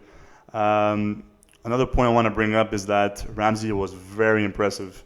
And I told you guys from the get-go, I was always been a fan of him. I like the signing. He has a lot of quality in his game, and he hustles a lot. And that game he definitely did. He was constantly hustling and dangerous around the box. Despite playing a 3-5-2, he was a lot freer than that formation indicated, where he was pressing all the time. He could have easily gone fucking 4 assists during that game if Ronaldo didn't mess up his chances. So he was playing a lot more free roam and that center attacking mid too, despite having a 3-5-2. But I was very happy for him. The most important thing about Ramsey is that he has to stay healthy. Yep. He's been a lemon for most of his career, unfortunately. He's a quality player, and the tactical abilities are there, and the technical abilities are there as well. So it was a good sign from him as well. And like we've spoken about before, and I've told you from when I used to watch him at Arsenal, we all know he's a lemon, like you just said. But when he's on, like he's really on, and you could really, he's very visible on the pitch. He's everywhere, yeah. and he showed glimpses of that in this 3-0 win with Sampdoria. Absolutely. So and also, it was very impressive overall during the game. That high energy possession game and recovering the ball the moment you got dispossessed was definitely there. He implemented to the team and their brains right away. So I was super happy about that. And under Sarri, if you want to do a quick comparison, he wanted to play defense as a unit, whereas Pirlo wants you to defend through a one-on-one situations and not focus on that defensive unit defending at the same time, which I believe lets players to be a lot more free and a lot more aggressive, which we saw there clearly on that pitch Sunday. And basically, we'll continue as well with our new number 9 that came in today, just maybe about an hour ago from when we're recording right now. So basically, to give a bit of context, as you guys probably already know, originally Juve had agreed terms with Roma to sign Edin Dzeko, who was going to be their new number 9. Personal terms were agreed on. Roma was just waiting for that replacement for Dzeko to arrive, which was, I'm going to butcher his name, Arkudiz Milik, or like Tommy says, 2% milk. which would cause Deco to go and make his way towards Juve. That fell through. There was some problems, and Milik and Roma are having some issues sorting that out. But Juve are impatient. They want to get this sorted out right away. The season started. There's 2 weeks left of the transfer window, and this has to be done right away. That being said, Juve decided to bring back an old face. Alvaro Morata to Juve on a loan fee of 9 million euros, option to extend that loan to 2022 with the option to buy it for 45 million euros. What are your thoughts on that? So Alvaro Morata has one of his best seasons, I think, or a couple of his best seasons were from Juventus. Yeah. So this tells me that they needed the number 9. He seems very happy with the move. Yeah. And he's back in Italy. So for me, I think he's going to be very happy, and I think you might even see glimpses of his brilliance and of his old self when he was at Juve with you guys this year. Don't forget, Ronaldo's there. He's played with him before at Real. They know each other well, and they can really gel if it ever comes to that. So now you mentioned Dzeko. I don't know if he's actually still going to go. If he does, fantastic. You guys are going to have 2 number 9s to look forward to in terms of that 1-2 punch. But even if he doesn't, Morata is solid enough, and he was when he was with Juventus last time. So I really believe that, when he goes, he can find that old form he used to have when he was with them. I hope he does, because his best years were with Juve when he partnered up with Tevez next to him during the 2014 and 2017 seasons under Conte, along with that MVP midfield of Marquisio, Vidal, and Pirlo. So that's why Pirlo knows him well. He knows how he plays, and he's not a dumb guy, Pirlo. Like I mentioned before, he knows his football. And I think he believes that Morata is going to fit nicely into Serie A, as he already did in the past, and hopefully help us contend for Champions League. He's 27 years old. His prime years are now. Despite his inconsistencies and his poor, I'm going to say poor performances, but basically not up to par to what people were hoping that he was going to be. Or the lack of scoring, maybe we can say. Lack of scoring at Chelsea, at Atletico Madrid. It is frustrating, but at the end of the day, I'm not worried. I think he's going to do very well with us. Once again, I like the terms. It's a short-term buy. That's why I like him too. Solution. Even Dzeko. Every rumor that we saw regarding the number 9, Suarez, Dzeko, now Morata, these are all short-term solutions, which I believe that once Ronaldo departs from Juve, we're going to look into something bigger, another franchise player besides Dybala to help them out. Hopefully, Erling Haaland.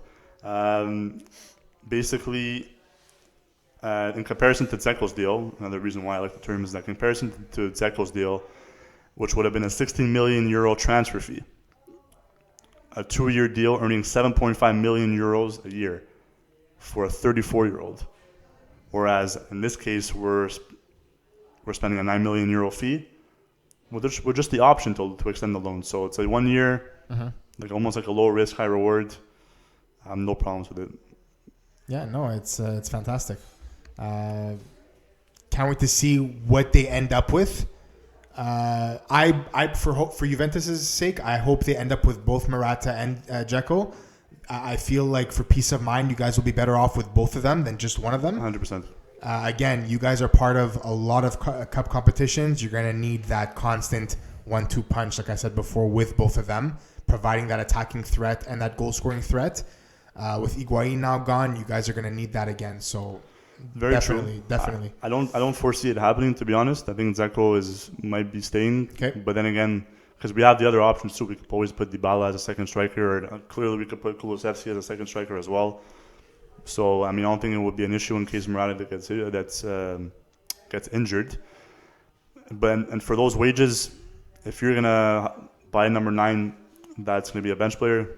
You don't need to spend 8 million euros on a bench player. That's a fair point. Fair point. So I'm very excited for that. I think he's going to link well. Either or would have been a good option. They're both aerial threats. They can both finish in the box. Dzeko can finish a lot better than Morata could. But once they're in the 6-yard box, they're fantastic, and he's gonna intermingle nicely with Ronaldo and Dybala and company. And that will be all for Juve. for this weekend. On to the next point. Basically, Napoli also, and Gattuso's men got off to a great start as well. 2-0 win versus Parma. Osimhen, Mertens, and Insigne, that nice trifecta, are looking great from that performance. So basically, right off the bat, they're already looking a lot more dangerous compared to last year. So I was watching the game, the Napoli game, and what I saw was what he started with a 4-3-3 with Chucky Lozano on the right wing. Mm-hmm. What happened was for some reason at the beginning of the game they weren't clicking that well. No.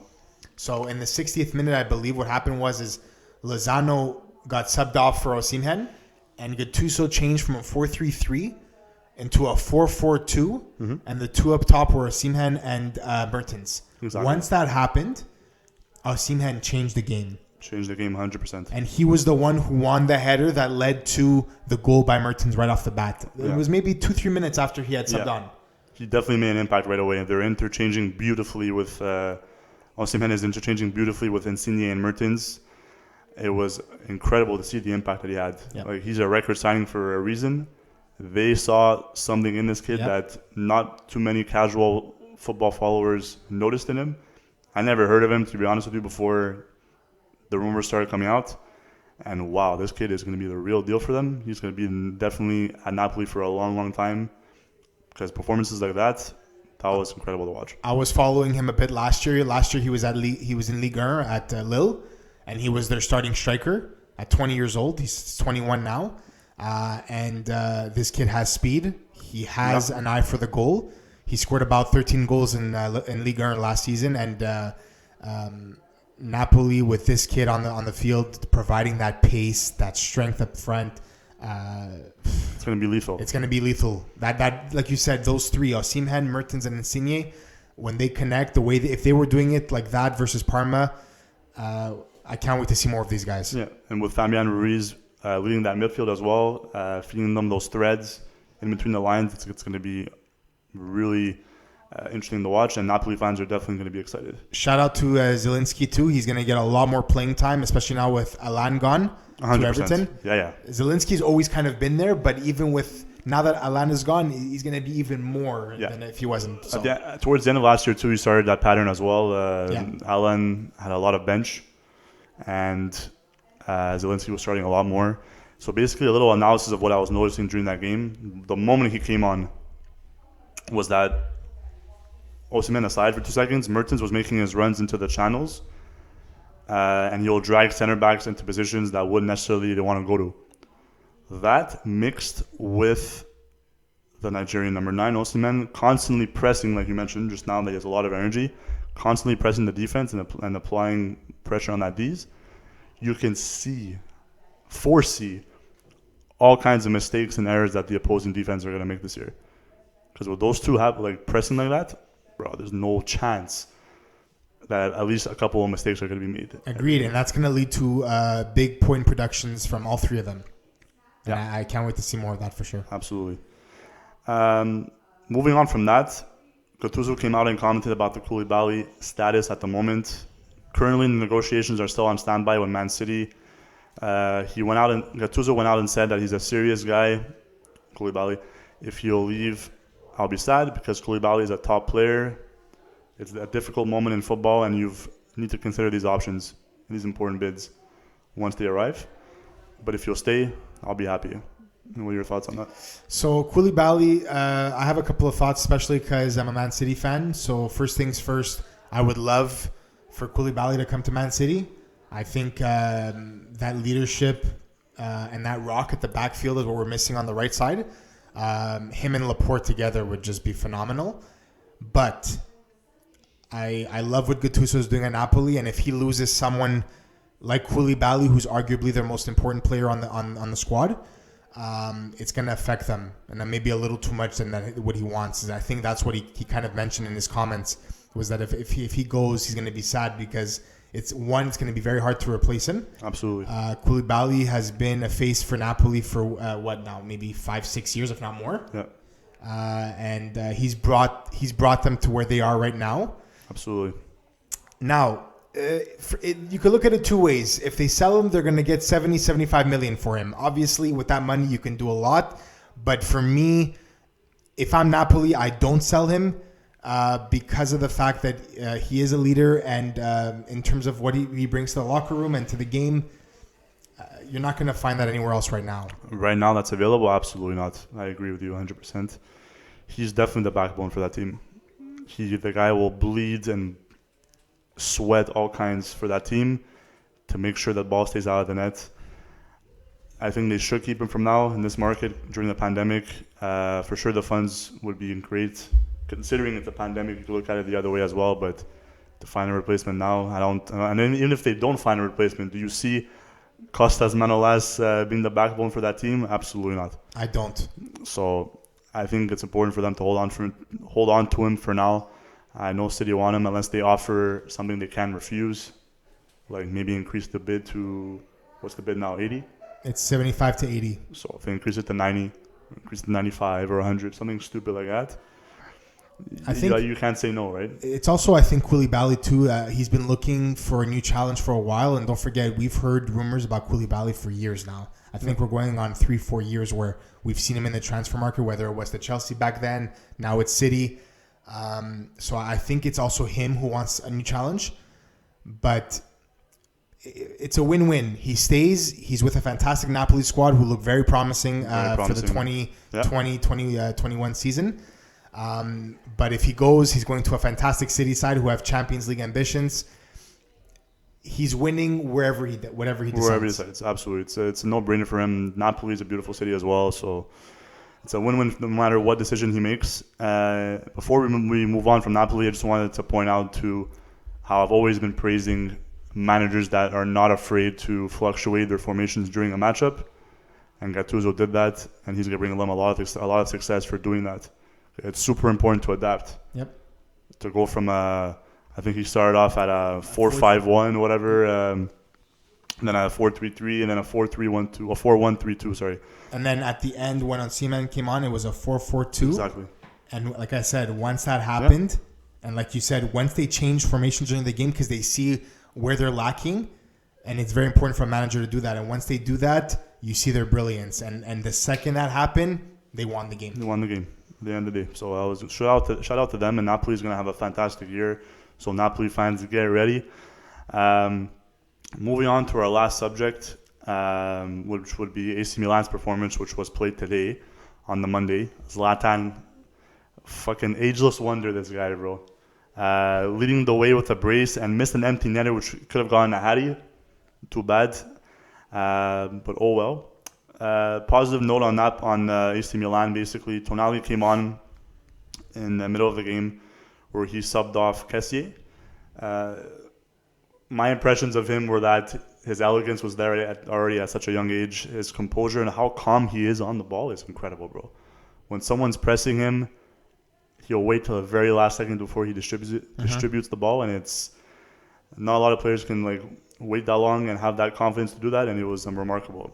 And at the moment, basically, we have to remember that he's still 18 years old, and against teams, the bottom teams especially, where they're not as talented, they're going to play a lot more aggressive. They're going to play a lot more dirtier football, a lot more choppy football, and you can tell that he was an 18-year-old on the pitch because he was getting manhandled at sometimes by the Bologna midfield offense and all that.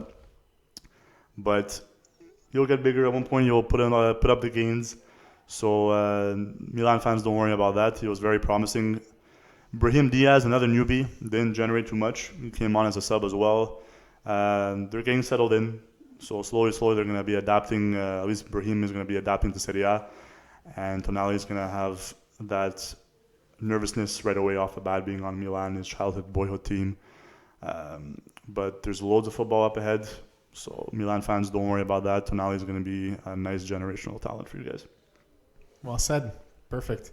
Did you have anything else to add for Serie A? No, I'm good, man. Perfect. So thank you, everybody, for listening to the Serie A segment. Don't forget to check us out on the other segments as well. When you have a chance, please subscribe to our podcast on Spotify, YouTube, and Apple. Don't forget to follow us on Twitter, Instagram, and Facebook at 51 Formation. Thank you for listening as always, and have a good one. Ciao, guys.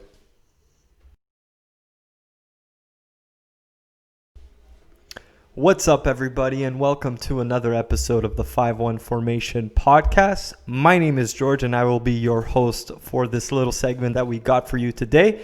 Joining me is Anthony Paradiso. Say what's good, homie. What's happening, bro? Real quick, we're going to go over Ligue 1 and the Bundesliga. So we'll start off with Ligue 1. I know we don't emphasize much about Ligue 1, but I think we're going to only speak about one team and one team specifically, as always, because they're unfortunately the juggernauts of that league, the French farmers team, as I like to say. I know that sounds wrong, but it is my opinion. So, PSG grab a late winner with Julian Draxler getting the job done out of all players. Out of all players. They were down 10 men also, with Diallo grabbing 2 yellows, I believe. Winning 1-0 over FC Metz to get their first win of the Ligue 1 season. So, like I said, Diso, Draxler out of all players grabbing the win. Just, I don't know. It's a strange time for PSG. It is a strange time. I mean, yes, despite not having their major guns there that game, like Neymar and Mbappe, there's no excuse for you having to not pummel these guys. At least scoring 2+ goals on them, where you have the rights of Icardi and Di Maria and Sarabia there, generating absolutely nothing. So to me, I don't know what's going on with that team, to be honest. Kudos to Draxler, who has been snubbed recently in the last few seasons for PSG to come off the bench, and actually no, I think he started, I believe, and to put one in to win them the game. So kudos to them. Honestly, honestly, their struggles are hopefully come to an end fast, because they may not win the title in the end this year. Well, the struggles did come to an end very fast, because with the next game that they had, they played OCG Nice, and they ended up shutting them out 3-0. Mbappe getting back in the lineup. Exactly. He obviously was out, in case anybody didn't know. He was out because of COVID, recovered. He seems to be doing okay. He was in training. He looked okay. Him and Neymar were, being boys, whatever, the whole 9 yards. But they're back in action, and they're back to their winning ways. So what does this tell you about PSG having a rocky start to the beginning of the Ligue 1 season? That they're heavily reliant on their main guns, on their main stars, Mbappe and Neymar, clearly, because in the 2 previous games they were struggling to put one in the back of the net. So that's clear as day that they're heavily reliant on them, which is kind of strange considering, like I just mentioned, they have so much talent on that team. Yeah. So you would think they will get the job done either way. It's very strange. I don't know. It doesn't make sense to me. I mean, they're still looking to bolster up the team with the left-back position. Obviously, Thomas Meunier, who ended up leaving and going to Borussia Dortmund. They're the likes of Hector Bellerin and Serginho Dest, like we've mentioned in the other episodes too. But yeah, a very, very strange time for PSG. Obviously, losing their best center back too, with Thiago Silva going to Chelsea on a free transfer. But I'm very curious to see what Tuchel's going to do to kind of bounce back on this, because a team that reached to the Champions League final shouldn't fall off so dramatically, let's just say. Like this, exactly. It doesn't make sense. All right, and one more point about PSG, and I guess that we're going to wrap up our little Ligue 1 session, is that there's rumors that Dele Alli might be coming to PSG with all the purchases that Tottenham have made with Reguilon and Bale coming into the squad. They're seeking to loan him out to PSG for a year. What are your thoughts on that? I mean, it's gonna be very weird to see Dele Alli in a PSG jersey, to be honest with you. If it's a loan option, why not try it? Maybe it might work. It might help his career out even more so. I don't really usually see Tuchel playing with a cam, because at the moment, I think that's what they're missing at the moment. I think they're missing what they wanted Draxler to be.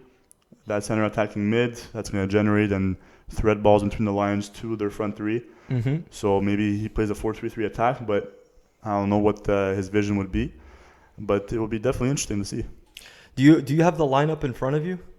From last game against Nice, I do. They play a 4-3-3 with Icardi, Draxler, and Mbappe up front, with Verratti, Gay, and Di Maria in the center mids. Interesting. Hector Ander Herrera didn't play either, who I thought was fantastic. You came on. Okay, well, there you go. You came on in the 23rd minute for Gay, so. But yeah, maybe they're missing that creativity in the middle of the park to kind of transition. I don't know.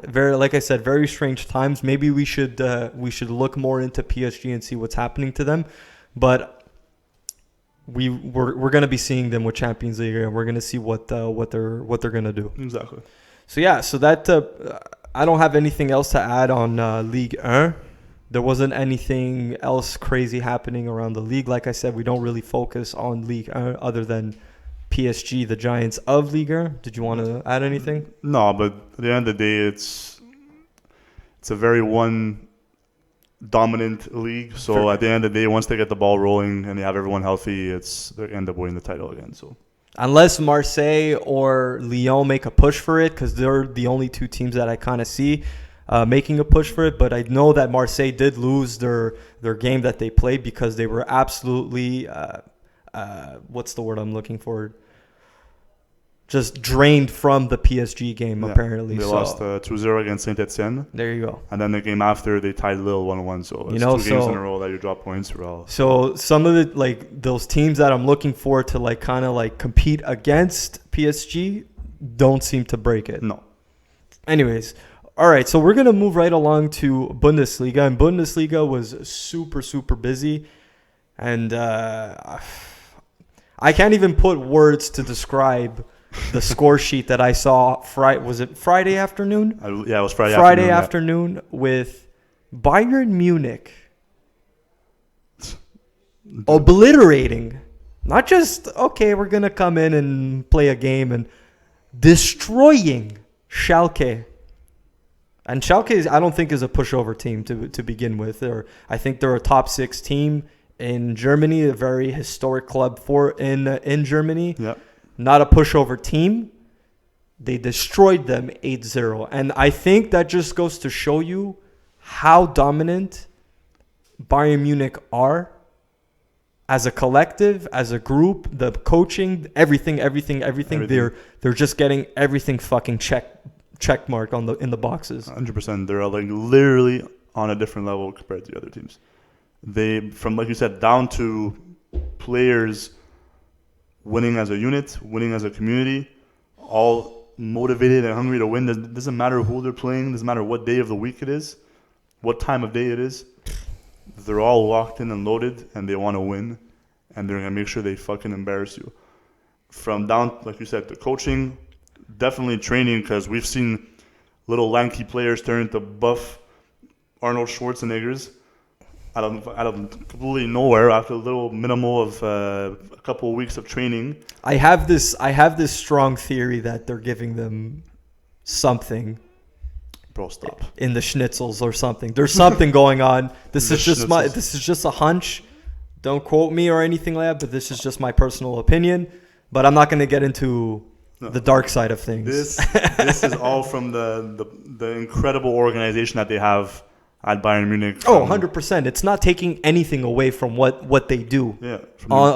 Nutrition and training. The training, I'm the coaching staff, I'm the doctors too. Everything. They seem to do everything right, and I feel like they're miles ahead of almost every top European team in Europe right now. Yeah. After winning the treble, and winning the treble, winning Champions League, and Champions League they won it maybe 4 weeks ago or so.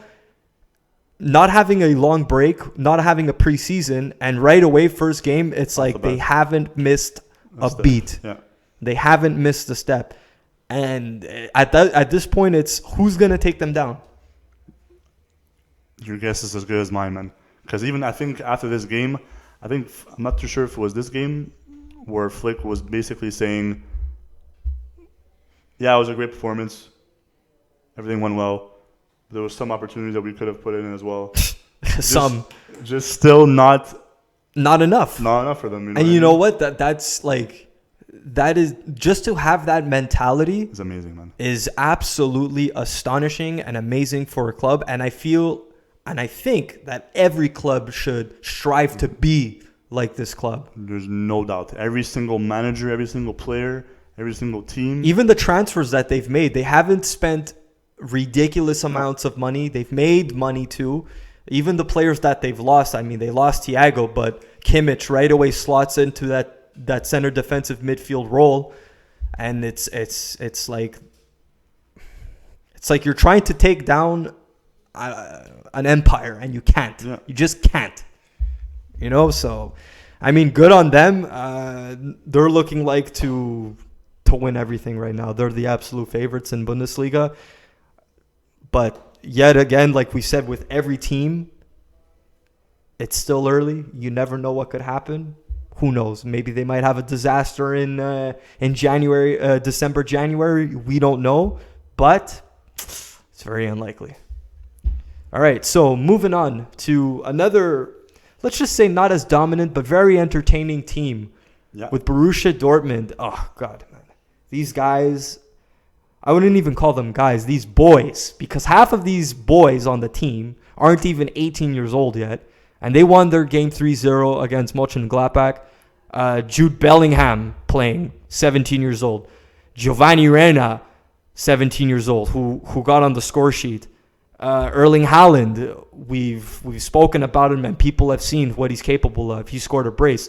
Jadon Sancho, Thorgan Hazard. All these names, all these players are so young and proving to be world class. Already at such a young age.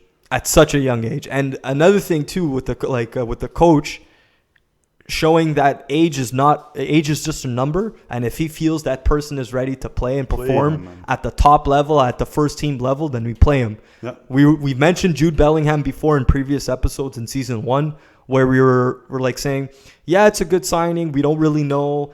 He might get a start. He might be a regular starter in like 2 to 3 years. He might develop his skills. He might come on off 60th minute, play 20, 30 minutes. But boom, they start him right away and he gets an assist. Like, I'm lost for words. Yeah. So what they're doing too is fantastic. Yeah, and the most important thing for them, like we mentioned countless times during the last year, is to hold on to these guys. And like, because right now all they're doing is just being a factory where they have these guys for, let's say, one season, and then they sell them all, or most of them. Like a Benfica or FC Porto, they develop amazing players, Ajax as well, and then they sell them.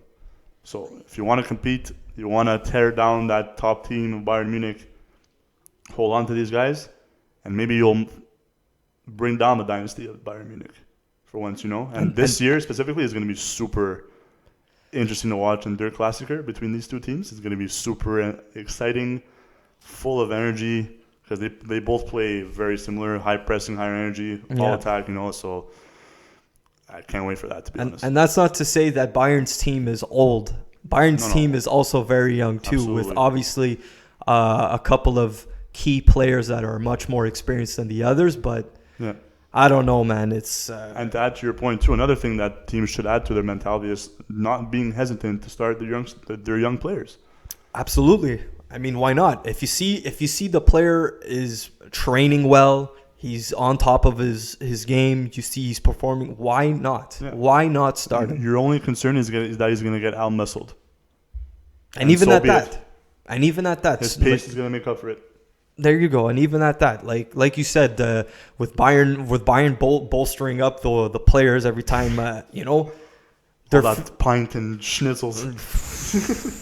I don't know. It was honestly, it's something very crazy to see, because you don't see a lot of clubs doing what Borussia Dortmund are doing, and it's fun to see. It's fun to see, like, seeing guys younger than us. Yeah. Competing at the top level. It's crazy. Bro, I was playing COD at 17. Let me tell you, I wasn't playing for the Borussia Dortmund, man, or Juve. So yeah, obviously, very good performance. Good way to win. But like I said, the season is early. But we're going to see what's going to happen when tougher games come along. But that's not to say that Mönchengladbach is a pushover side. They're like a top 4 team, Which I found odd because Thuram didn't start. Okay. Alassane Plea didn't start either. Okay. And Patrick Herman didn't start either. Interesting. So I don't know what strategy you had against this pretty powerhouse team. Yeah. Offensively, at least. Maybe they were injured. I'm not too sure. I don't know the whole picture. Injured or fitness relations. Exactly. So I don't want to judge that much into it, but based on what I'm seeing now, it's kind of an eye opener. But maybe that might be the case. If not, then I don't know what you're doing. It is what it is. One more point before we go. Another team that you guys should follow a lot too is RB Leipzig. RB Leipzig are Wernerless, as I have written down over here, but seem to get away with the win 3-1 against FC Mainz and having 23 shots in the game. So to me, that tells me even though they did lose Werner, they're more than capable of competing. They're more than capable of putting the ball in the back of the net. And, kudos to them. Yeah. We were mentioning it towards the end of last season that the likes of Poulsen, Sabitzer, Forsberg, Dani Olmo, these are the players that are going to need to step up. And we saw this game, Poulsen stepped up. Forsberg definitely stepped up that game as well, being their number 10. So it's gonna shine light on a lot of those players. So good for them. I'm sure they're excited too to have finally not being in the shadow of one player. Yeah. Exactly. So it's gonna be interesting to watch them how they pull through during this long season. So we'll see what happens. All right.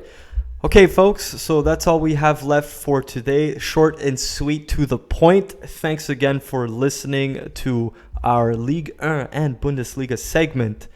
If you want to check us out, you can check us out and subscribe to our podcast on Spotify, YouTube, and Apple. Also, don't forget to follow us on Twitter, Instagram, and Facebook at 51Formation.